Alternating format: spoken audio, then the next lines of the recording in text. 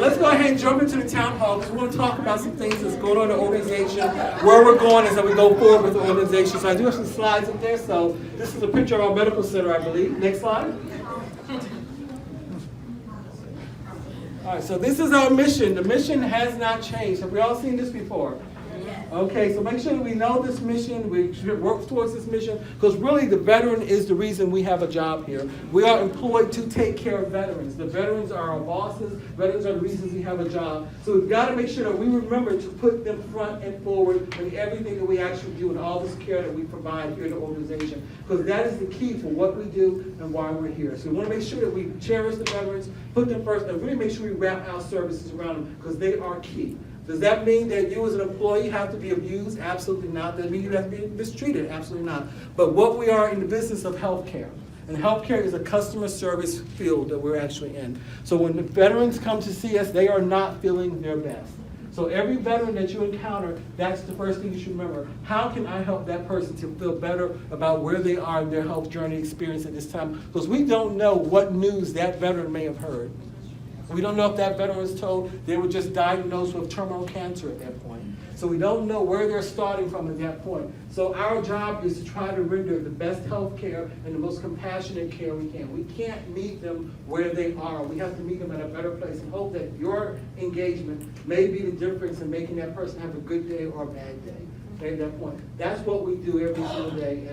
And I get veterans who come to my office who are not the most pleasant when they walk in, but I try very hard to make sure they leave feeling better than when they came in. So that is our mission, and that's our goal to actually work towards that. And that is the mission that we said will take care of that veteran and their family. So let's put that foot forward as we move forward as an organization, because that's what they're looking for us to do nationally.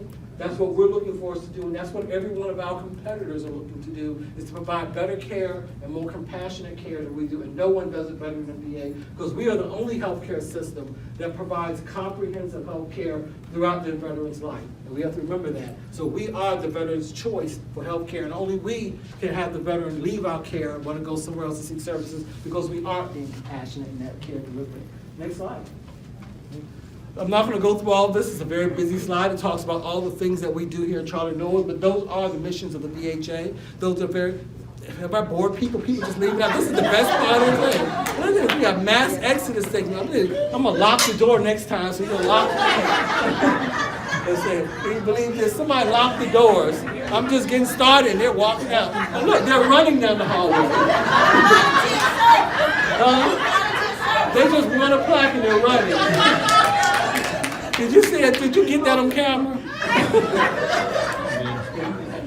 I could be insulted, but it wasn't me. It was Dr. G that made him leave. So those are our missions: healthcare, education, research, and national emergency preparedness. Being able to send our staff to places where there are disasters. That mission hasn't changed. That's the VA mission. That's the mission we are here to accomplish. Next slide.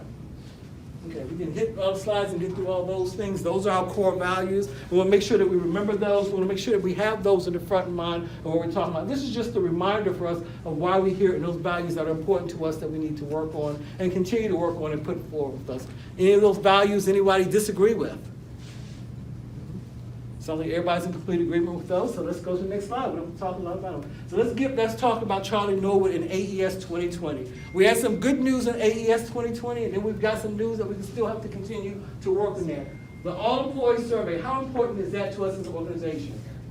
Very. Very important. Very important. One of the critical measures of how they measure a healthcare agency is the quality of the employees. How happy are the employees to be in the organization that they work? So it's right up there with the veteran experience. So we have to work very hard to make sure that every employee that we have here, we want to keep those employees. We want to make sure that, well, not every employee we want to keep, but the majority of them we want to keep. There are a few that we want to have to go work in Charleston, but the rest of them we want to keep, so the overwhelming majority we want to keep. Okay? So we're really working hard on that, but this all-employee survey is one of those areas we can do that. So I want to make sure that every single person in this room and in this medical center knows what's going on with the all-employee survey scores in their area, because you own a part of that to fix it, to make sure that we're getting those scores, because nationally they're looking at those scores. Each hospital how they compare us to University Hospital is how happy are your employees that work in that hospital? Would they recommend your healthcare agency to another agency? And we've struggled in that area in the past. We've made tremendous improvements last year. As a matter of fact, we were the 9th most improved hospital in VA inventory in the all-employee survey. So give yourselves a round of applause for that. And we had a 72% participation rate, which is the best participation rate we've had here, well, at least since the inception of this tool. So those are things that we can be proud of. The problem is we started so far behind everyone else that we're like a lap behind everyone else running on this race. So our overall scores did not move up much as an organization. So we've got to really work hard to actually make sure that every employee enjoys working here. Now, who can help us do that? All of us can. Yes, she had a hand up. She said, me, I can do it. Well, all of us can help do that. But we want to make sure we give everybody an opportunity to have a voice with that. And that's what we talk about. So what actually got better and what actually got worse? It's listed up there on the chart of what got better for Charlie. We had more areas that actually improved. We actually had 30 measures that improved better than any other facility nationally across the scores, across the nation. But we had some areas that got worse in the organization. So these are things that our employees are telling us that we need to work on. Each other, we need to work together on it. And as supervisors, we have to work on these areas as well. I got another person leaving the room, I'm telling you. Okay, she waves and she walks out. I'm telling you, I'm about to work on my stick here, become more entertaining. Look, they're just leaving in droves here. So we talk about that. What got worse? Accountability. We need to talk about that. What does accountability mean? It's not disciplinary action. Accountability means ownership. Do we own what we do? Are we proud of the work we do? Do we take responsibility for that? We don't always think that each other does that. So we have to start working on that and showing that you are the expert, the subject matter expert for the area you are, and you take ownership of that area.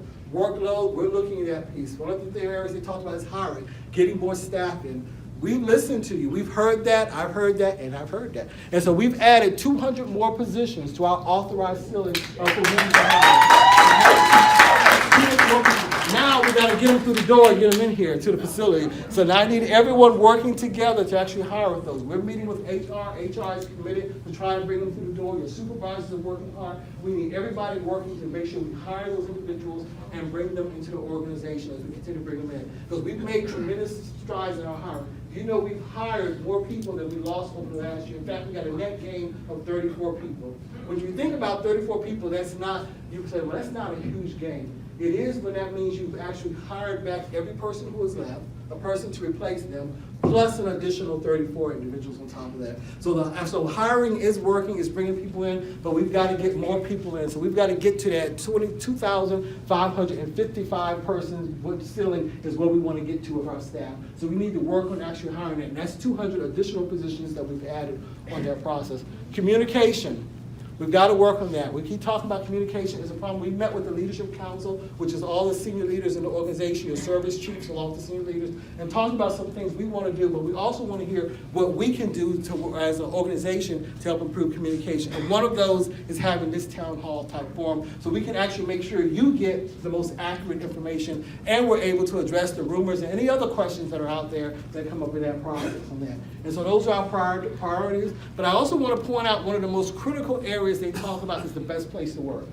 That score fits into our overall quality score, best place to work.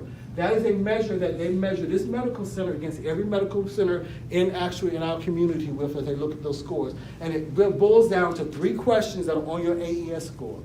And it's not cheating. They say we can share this, so I'm going to share the 3 questions, but you say you know which 3 questions they are. So when they actually come, you know which questions influence your best place work to score. And those are the 3 questions that are listed. Considering everything, how satisfied are you with your job? Okay? So that's one of those scores that tell you your best place to work score. And where we have our best place to work score, Carrie, I think we're in the 5th quartile, which is like the bottom of the country, so we've got to move that score up. The other area is considering everything, how satisfied are you with your organization? Now, when we talk about organization, what are we talking about?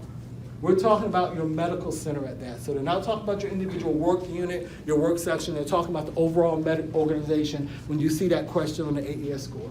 And then the last one is, would I recommend my job, my organization as a good place to work? How you score those 3 scores make a huge difference on how we do our best place score. There are like, 130 questions. Those 3 questions decide that best place to score, work score. So just be aware of those questions when you're answering those, and let's work towards making sure that every employee can actually score those in the highest score together. That's what we want to move toward. Any questions on any of the AES information? So there's another question you're going to be asked when the score is going to say, did we share our AES information with you for the organization? So what can all of you say when you get your AES score? Yes. Yeah, see, we shared it with you. See, there's a method to my madness here. So for those people who left out, when you see them in the hallway, stop them and tell them, let's talk about AES, all right? I think we can get a list of their names. We can call them out next time. Leadership Council. So we've established what we call a Leadership Council in this organization because we're really trying to make sure we right-size the organization and we allow the work to go where it needs to go, because we've also heard feedback from our organization that as frontline staff, we're not able to make decisions that impact this organization. And we looked at that as a leadership team. We said, we agree that a lot of the decisions in this organization are being made at the highest level of the organization, which should not be happening. We should actually have a lot of frontline staff who are the subject matter experts, who are actually doing the work, making some of the decisions. Because in order our journey to be a high reliable organization, what is one of the key elements or key tenets of that? A deference to expertise. And that expertise is the subject matter experts. That's you who's doing that work. So we've shifted the focus. Every single service chief in this organization has been moved up in the organization to the Leadership Council to actually chair a council or a committee in this organization. So what does that free up for the rest of the organization? A lot of positions within our governance structure that opens up for frontline staff to be a part of making decisions for how we run this organization. So I want to encourage every single member of this organization, if you're not on the governance council, look to see which governance committee you can be on. That's how you make decisions for the organization. That's how you influence where the resources go, what decisions you make. So please talk to your service chiefs. Look at the organization structure, see what is it that area that your expertise can help reshape what we do. I got 2 more people leaving. Look at them. Look. He waited as he walked out the door. He didn't give us the deuces sign. But anyway, anybody who walks out, I'm publicly calling out, I have no shame in my game. Yes, ma'am. I have an agreement to affect the overall yes, that's I be a show one, no show. You can leave. I'm still gonna call you out. But thanks for letting me know. So I won't miss you. Oh, but I did have somebody one person come in. So the chaplain came in, so she came back. Everybody else left. So just want to share it. So let your neighbors know. So these are the areas that the Leadership Council have identified that we need to work on in the organization. And these are things that the Leadership Council has committed to actually doing and putting into processes within the organization. So you're going to see a lot of work around these areas that we're going to actually stand up processes, put resources to make sure we actually get these things instilled within the organization's efforts. And there will be a measurement tool on our homepage that will show how we're doing in fixing these items. But these aren't all we're going to do, because I've got a lot of feedback. I think, how many pages was it, Jen? It was about what?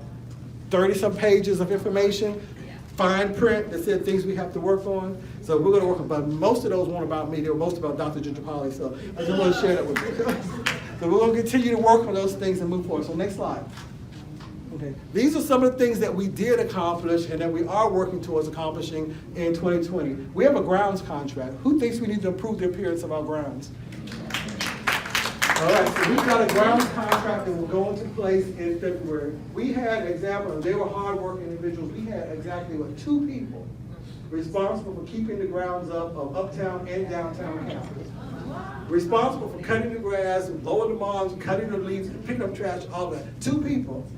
That's a lot of work for 2 people. So we've put a contract in place now where we're going to have a whole team come in to really update and make sure our grounds look as good as they can. So we should be proud of that one moving forward. $9 million in supplies and equipment was spent.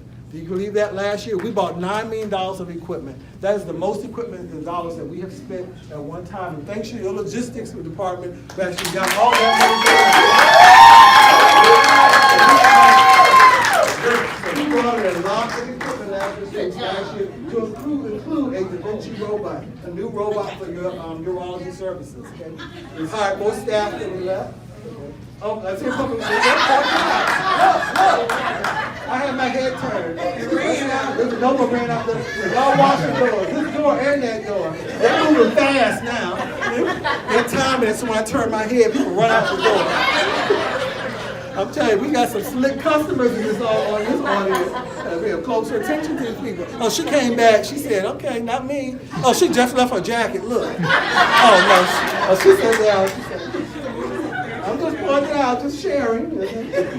So these are other areas where we have a lot of hiring of staff. We've hired a lot of service chiefs. You know, we only have 4 leadership vacancies in this organization, across the whole organization. 4 leadership vacancies. That is very, very few vacancies when you think about it. That's the chief of primary care, chief of the emergency department, cardiology, and associate nurse chief, executive. Those are leadership positions we have. Now, we do have some more nurse managers and other positions that are open, but of the senior leadership, those are all the vacancies we've got. You're tapping our hands, so what else are we missing? Go ahead. No, I was gonna Go ahead. You got some questions? Oh, you got the answer? Was it going to be about her figuring out? Oh, okay. I wanted to ask the question, where is she going? Okay, HIMSS chief, we have hired a new HIMSS chief for 200. So we've got a lot of new positions coming out. Mental health, is mental health in the room? Okay, there's mental health. I want to give some applause out to the mental health department. You know, last year, our mental health department was one of the lowest scoring in the country in terms of the quality of care. And all within 1 year's timeline, they have actually moved all of their quality of care metrics, their cell metrics, up to where they are now going to be up in the top 20 within the country.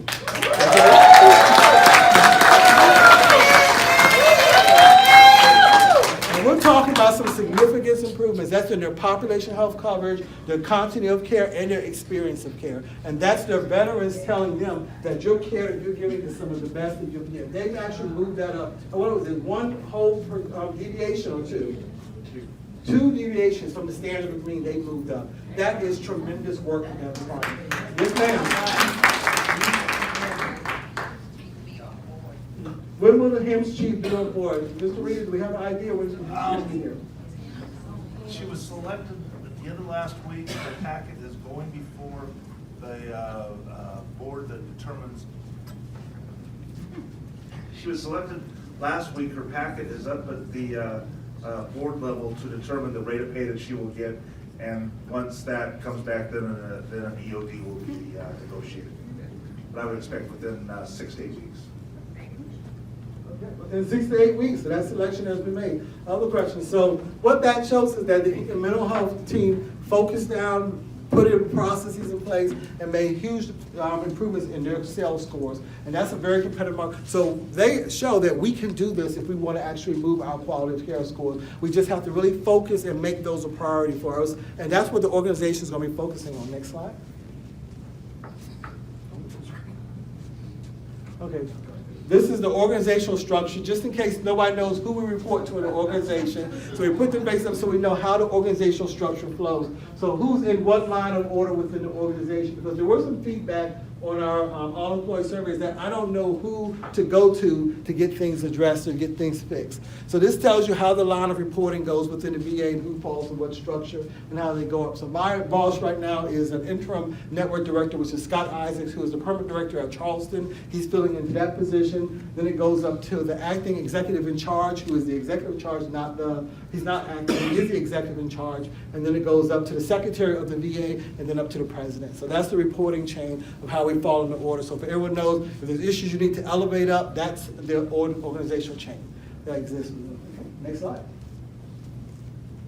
This is our coverage area that shows our network of how we cover and what span of coverage that we cover as Charlie Norwood, for what areas we're responsible for providing veterans care in those areas. We have an outstanding penetration rate in that area, so now we're really competing for veterans with the other agencies around us, and they're competing with us to actually put it in. Has anyone heard about CMS Compare? I see a few hands up. That's the new measurement system of how they're measuring the VAs against our new quality scores and our performance indexes. So we're going to talk about those, and those are the areas we're focused on. But what that basically says is that the VA is now in competition with the community that is around them. So there are like 23 measures that they are evaluating us against every other hospital in our region and saying, how are you performing against them? Because the question becomes, why should we make veterans come to you for care when they can go down the street and get better care? Okay? So that's where we're competing. So when you think about that and you look at who are our competition, University Hospital, Augusta University, Doctors Hospital, is there another hospital here, us, is there anyone else? How do we rank against those other hospitals? Where do we fall? Throw me some guesses. No, we're not last. We're second. We're second. We are only behind University in the quality of care that we perform. So that's the things you have to know. We do outstanding work for primary VA. When you think about the fact that unlike other medical centers, we have to publicly disclose every single thing that happens in our hospital, where they don't, they just buy people off to actually do that process. Think about that. That makes a big difference. And when a hospital compare us to other hospitals, we are second in this region. We're tied with Doctors Hospital. I'm not going to tell you who's last, but I named 4 so you can figure it out. Okay, next slide.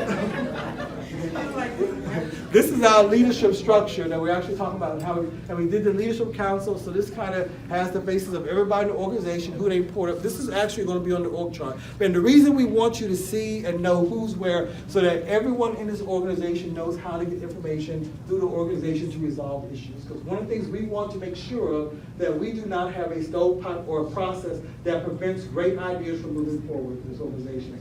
Do you have to follow a chain of command within this organization? Yes or no? Yes. Somebody said yes? No. The answer is no. We would like you to talk to your supervisor because they may have the answers, but there is no formal chain of command in the VA process. You can go to anyone to ask to get the question you need to. We want to make sure that communication flows upwards and acrosswards in this organization, and there are no, I must get approval from this person to go up. It's nice to talk to your supervisor because they a lot of times have the answer, and a lot of times I have to circle back to them because a lot of times, a lot of questions go up to the White House. Do we get how many? Oh, look, I got 2 people in now. Look at her. That's what she's saying. I ain't know our mission was get in my car and go home. But anyway, I ain't pointing fingers. Look. Somebody locked the door. Okay, we're going to get through these early because apparently people got to go, right? What time is it? Yes, sir, I do. Oh. Well, thank you for letting us know early. Let's move to the next slide. Okay. So these are our areas: activation, access, and engagement. Those are things we're going to be focusing on as an organization and talking more about. Let's move to the next slide. Okay, this is our governance structure. I wanted you to see that because there are a lot of opportunities for staff to be a part of decision making in this organization. If you haven't seen this, look at it, see where you want to be in this organization to be helping us make decisions in this organization. So this is the organization. It's on our homepage. It's out there. Talk to your supervisors, talk to your service chiefs. They know about it. They've been educated on it. They can help direct you to what boards and what committees you want to be on to be a decision maker to make change in this organization. Next slide. These are areas of focus. This is important. This is talking about where we are going from between 2020 and 2025. Where are we taking and what are we expanding to in the organization? So it's important to talk about that. Right now, quality of care, we're 111 out of, 132 or 157 hospitals? 132. 132 hospitals. So we need to move that up. Our goal this year is to get into the top 60 of the hospitals in the nation. I know we can do it. Mental health has set the example that we can do it. They're up in the top 20. We can do that. So those metrics are areas that we're focusing on and we're really going to be targeting on how to actually move those up in the organization. Those are the 3 areas we're looking at. Our facility ranking and sale. That's a quality report. So if we talk about why are we chasing a number, we're not chasing a number. That's your report card. Remember in school you got an A, B, C, D, F for some people? Remember? So that's the same thing as this report card. It gives you a number where you want to actually report. Right now we're a D student. Okay, so we want to move up in the process. So if we get to the 60s, that will be a tremendous improvement for us as an organization. Hospital compare. How do we compare with the other hospitals? We need to make sure we compete with those hospitals because the Mission Act has put in place, and it says, if your hospitals around you have better access and better quality care, we're going to close that department and send it out to the community. So if your department is primary care and you have poor access and your quality of care is not as good as the community, they're going to say, we're going to put your remediation, close primary care, send your veterans to the community and show us that you can get better. That's what the Mission Act put into place, those different elements. and it's by service. And our medical center only have 3 services in that department. So we now have to show that it's real to all of us how the Mission Act affects. It's not at the hospital level, it's at the individual service level. So it's important that each and every one of us know how our service is doing, how we are competing with the hospitals around you, and if not competing well, how we can work on those. Right now, we're number 2, so we're doing very well. We want to keep it there, okay? We got some services that need to pull up and come up a little bit higher. We're going to help support you to actually do that, okay? These are some of the areas of expansion that we're looking at. Primary care. We need to expand our primary care footprint. It's got to be bigger. We've got to bring more staff in and more doctors in their person. How to actually do that. We've got to get a bigger footprint. We've got to get a standalone women's health clinic for that. I've challenged the chief of staff to look at that model and how we can have a better model, because we are having a very difficult time recruiting primary care physicians. It's just so competitive out there to actually bring them in. We're looking to get a waiver where we can move them up to a different pay scale so we can be more competitive, because right now, most primary care physicians are going into hospitalist roles where the pay is a lot higher. We've got to raise that pay so we can actually compete in that area and really restructure how we're doing that so we can get the access in that we need to have it. I'm not going to say look in the back corner, the guy sneaking out. Expand mental health, inpatient, outpatient services. SCI, put a second floor addition on there and actually look at going into long-term care and SCI services. CCU, we need to get a separate step-down unit, move our step-down area outside of the CCU, because that's just creating all kinds of difficulties for this organization. Having those together, establish a pain clinic. We need to have our very own pain clinic here. We're a 1A hospital, and it makes no sense that we don't have a highly functional pain clinic area here, so we need to get that established in the next 2 years. Expand whole health and standardize that process. Relocate and expand our community care clinic, seek care in the community. That's not going away, that's going to be there. We have to make sure we put them in the right location where they can reach out. Expand logistics storage, because our storage space is too small there. And get our operating rooms functional, all operating rooms up and modernize those technologies. These are our expansion areas. This doesn't mean that we're not going to be modernizing other areas with technology and things in the organization, but these are our opportunities for expansion that we can actually look at. And what is left off there is the C-Box. We're actually looking to expand all the footprint of all of our C-Boxes as well. And that is actively being worked as we speak. Mark Coppin is putting those packages in right now. Next slide. Okay. So what should you expect from us as your leadership team?